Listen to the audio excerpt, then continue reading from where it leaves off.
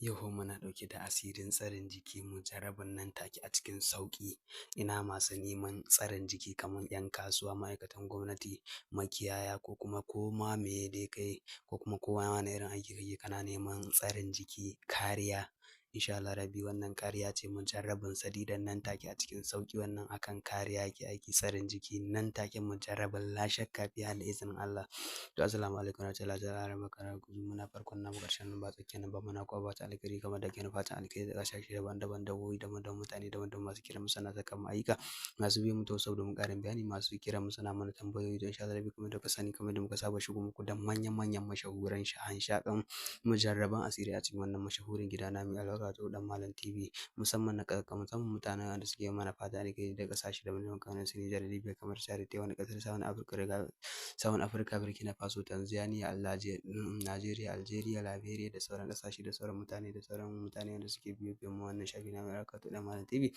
To dan yi gaba da kallon wannan mashahuran asiri za ka iya danna subscribe sannan ka danna mana alaƙar saboda su ki sabon asiri ko daga samu kai tsaye daga wannan shafi na mai albarka to dan Malam TV.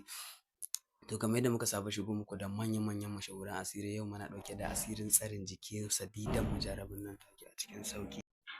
Tsarin jiki ne sadidan nan take a cikin sauƙi da izinin Allah nan take a cikin sauƙi tsarin jiki mujarrabin la shakka.